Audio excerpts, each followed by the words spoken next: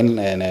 magarasa dhakhtar loo tago la soo baaro intaan la isguursan si loo ogaado haddii one of the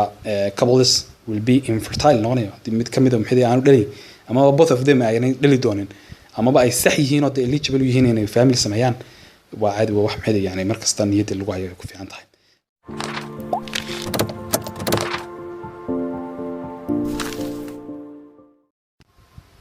السلام عليكم ورحمة الله وبركاته كسر دوادا channel كاسومالي health lifestyle one وعلى بقى حدان وحي عافمادك قصية يفيدون كبلشدة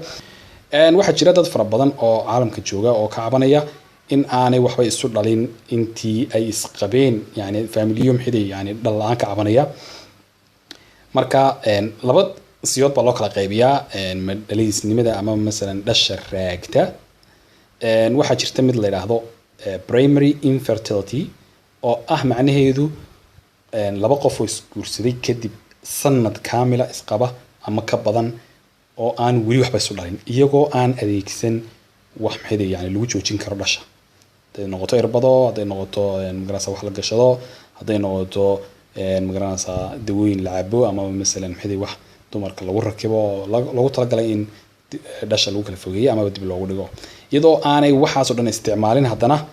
sanad kaamila iyo wax ka badan caruur isumay dhalin waana maxay guurkii ugu horeeyay magarasa taas baa waxa loo yaqaanaa primary infertility marka maxay marka aad yani mesela reer leedahay sanadkii koobaad ilaa hadda aanad waxba dhalin nina haw ama gabadh haw waxay doontaa waxa tahay primary infertility waxyaabo fara badan baa keena xagga ninka way ka iman kartaa xagga gabadhana way ka iman kartaa maxay dhibaatadu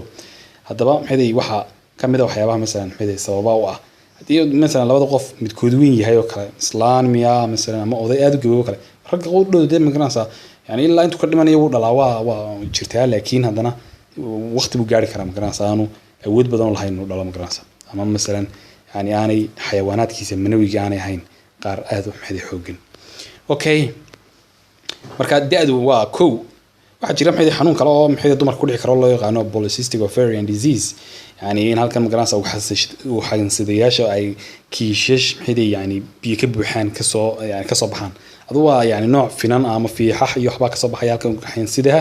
dibetana halka wax lagu soo sameeyay ma jirtaba marka ugxantii oo dhan marka ma shaqeynayso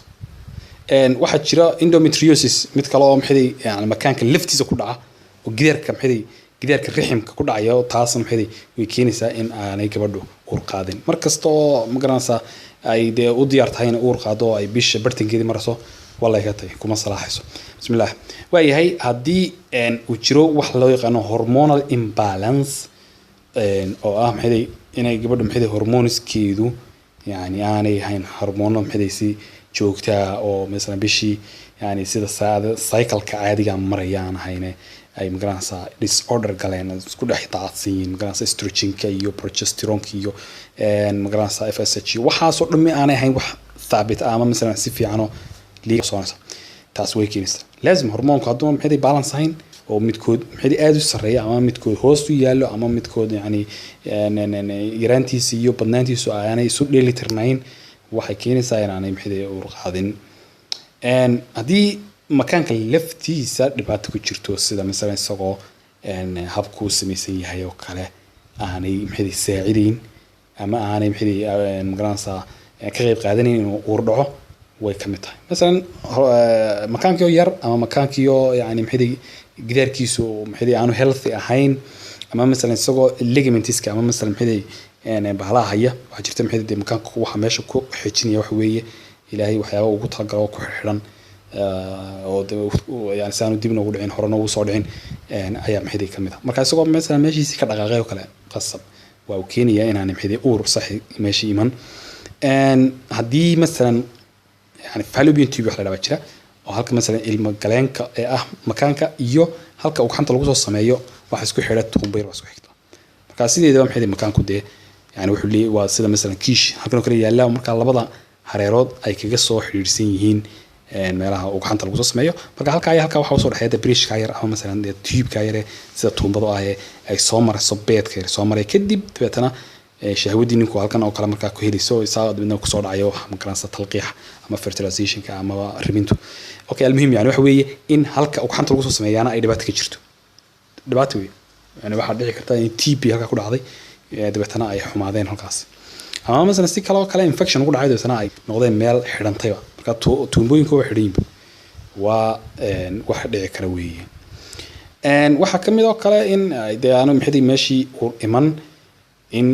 مثلا waqtiyada مثلا bisha dhexdeeda ah ama مثلا marka caadada ila caadada kale dhexdeeda oo kale waqti baa jira dumarku soo gaaraan oo ah in ay marayaan waqtigii loogu talagalay in ay magaranaysa ay ilmo qaadaan taasoo iyada problem ku jiro yani dhiig ma heshaba ama dhiigu ma ka istaagaba ama dhiigeedu si regular oo ma yimaado taasoo kale waxa kamid tahay waxyaabo aan uurka maxay meesha keenin because markasto yani nafsiyadeedu diyaar u tahay in uur qaado waxa dhacaya in ay magaranaysa problem soo baxo waayahay waxa kale oo kamid noqon karta waxyaabaha keeni kara inaan uur qaadin waxa kamid ah iyadoo يعني مثلا وقت ay dhashay hore yani dhibaato ku dhacday aad u dhiig baxday مثلا ama مثلا yani doctorkii ka dhalinayay ama مثلا sidii loogu qalay ilmihii hore adigu makaanka wax la yeelay amaba madheertii ay magaranaysa madheertu gidaarka ku qabsantay oo dabeetana gidaarkii wax noqday gidaarkii magaranaysa raximku waa marka waa dhibaato iyadoo wax keeni karta infertility yani iyadoo مثلا maxay tubiyadii maxay wax la yeelay si kala maxay makaankeedu wuxuu noqday waa maxay wax ka mid tahay waxyaabo keeni kara inaanay dhalin iyadoo markasta ilmaha yar uu ka soo dhaco kale wax ka mid tahay waxba inaanay yani labada qof isu dhalin oo kale ay madhaleeska yihiin markasta ilmaha yar uu urka galo oo bil misalan ama laba bilood marayo uu soo daadanaya waxa ka mid tahay waxyaabaha yani lagu tirin karo in uu maxay jiro madhaleesnimo waxa kale yani iyada aan la hilmaami karin oo badanaa yani lees iluusiya xagga diet-ka ama cuntada ay hooyadu cunayso hadii yani nafaqo fiican aanay cuntada ku jirin ama مثلا iyadu ay sideeda uga cabanayso in ay yani cuntada ku fiicnayn ama teedkeedu fiicnayn amaba ay qabto wax loo yaqaano anorexia nervosa oo ah qof markasta ku dadaalaysa in aad isu dhubto yani ka baqanaysa in yani jirkeedu overweight noqdo marka hadii miisaankeedu markasta aad u yar yahay uur ma qaadso hadii miisaankeedu markasta aad u badan yahayna uur ma qaadso waa isku opposite yani hadii مثلا aad ay u buurantahay waxa laga yaabaa inay aan waxba qaadin hadii sidoo kale مثلا ay aad u dhuubantahay naxiif tahay mara iyadoo la mid waxa laga yaabaa inaan waxba qaadin ama مثلا caadadoodu waa khalkhalaan labadaba caadadoodu way khalkhalaan qofka aad ka buuran iyo qofka aad ka u dhuuban ama caatada labadooduba caadadoodu khalkhalaan qofka caadadiisu khalkhalsantayna uur maxay inaan qaadin baa suuragal waxa kale oo iyaduna jirta in مثلا يعني kansar laga daweeyay مثلا oo yani dawooyin magaranaysa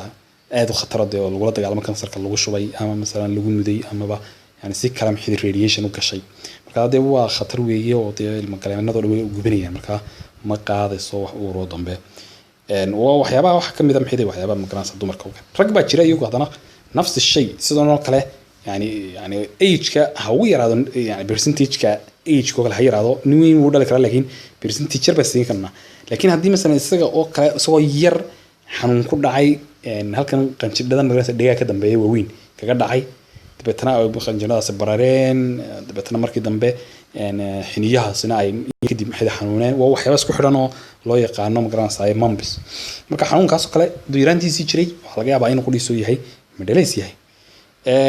hadii oo yani sidoo kale isagoo laftiisa cancer laga daweeyo kala waa yani waa laga yaabaa in aan dhalin hadii oo مثلا isaga qudhiisa infection kala ku dhacayo si samxida yani xiniyaha wax uga dhaceen waa laga yaabaa in aan dhalin hadii oo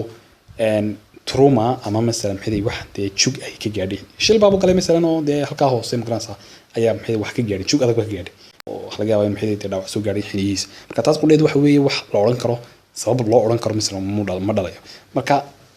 way badan yihiin inkastoo dumarku u badan yihiin waxa maxay madhaleysnimada keena haddana raguna maxay percentage yar u qaadan karaa مثلا hadii مثلا 75% ay qaadanayaan dumarku 25% ka soo haray rag ba qaadanaya magaranaysa okay hadii مثلا amaliyad lagu sameeyay ninka ka waran oo maxay laga baxay dhashada demiyana yani iyaduna logic ahayn hadii vasectomy lagu sameeyo waxa la vasectomy jiro maxay xididka yar soo qaadan magaranaysa shahwadii keena yani ibta keena dukaas meesha ka maqan yahay waa khatar weey ifan hadii prostate-ku wax qabo يعني iyadoo qudheedu wax weey madhaleysnimo ma sameesha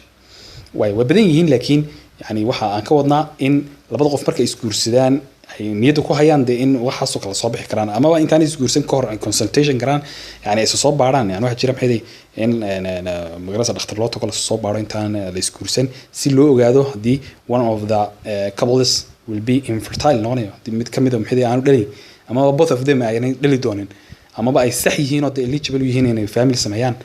waa caadi wax maxay yani markasta niyada lagu hayo ku fiican tahay waxa jirta shucuub fara badan oo yani thaqaafadooda ama masalan yani habkay u dhaqmaan ay kama mid tahay ba labada qof in yani la soo baaro kadibna loo tababaro in ay family sameeyaan si hadii magaranaysa ay caruur dhalaan madhow caruurta u korsan karaan oo aanu family problem soo galin oo aan is furin oo ya waxyaabaha magaranaysa inaga dhibaatada inagu haya markastaani xaggooda uga dhaceen marka waa thaqaafo weyn oo inaga maqan waxaad arkaysaa laba qof oo isqaba oo waxba isu dhalin oo magaranaysa la isku baabaayo 10 sano ama 20 sano isqaba yani de labada reer way isnaceen iyagii ay isqabay way isnaceen madhow hadii la sii kala daayo waxa laga yaabaa in ay dad kale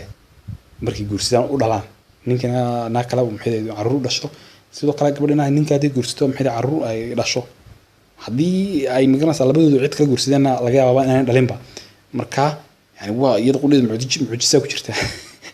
laakiin yani waqtigan lumay oo dhan waxa ka sahlanaan lahaa iyadoo markii ugu horeysayba yani intaan la gelin hawsha maxay la soo baaray marka aniga wuxuu somehow waxaan yar dareeminaa in yani xasaasiyad ku jirto in la soo baaro waqtigan la isguursan ka hor in la soo baaro xasaasiyad ba ku jirta oo aniga meedga shakisan tahay wax noocaas ay noqonaysaa sheekadu laakiin hadana waxa weeye waa masiir dhan ba ku jira markaa future-kaaga ku jira marka waxaad ku oranaysaa I'm sorry and so bad hadii xanuun jiraan iyo hadii fikrasa ma dhaleysnimo jirtaba ilaahay baa dee ubadka bixiya